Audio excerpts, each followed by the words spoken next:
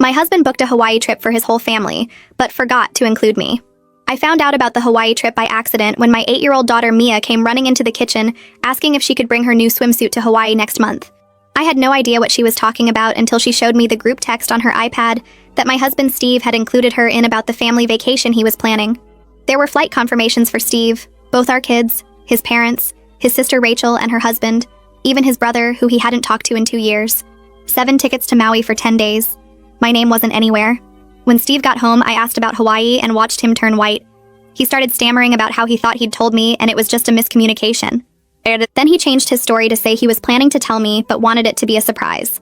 When I pointed out everyone else knew, he said he must have forgotten to add me when booking and he'd fix it right away. But when he called the airline, suddenly the flights were fully booked and he couldn't add another ticket.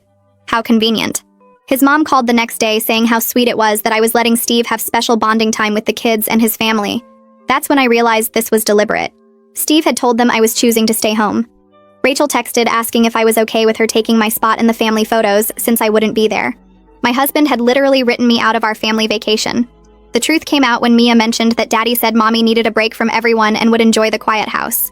Steve had been telling the kids for weeks that I was too tired for vacation and wanted them to have fun without me. He'd poisoned them against me before I even knew about the trip. When I confronted him again, he finally admitted he thought I'd been too negative lately, and the family deserved a fun trip without my mood bringing everyone down. My mood?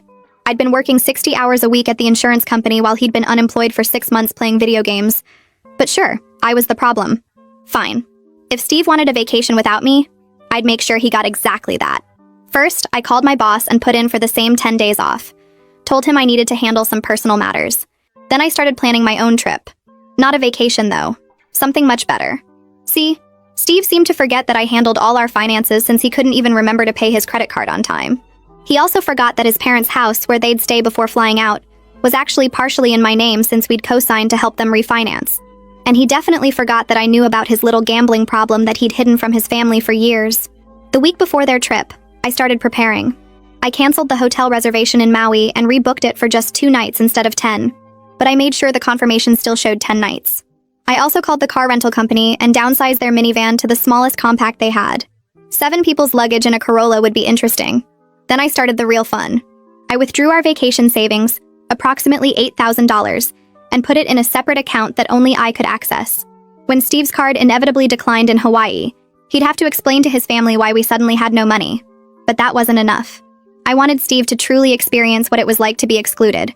So I invited my sister Lisa to stay with me while everyone was gone.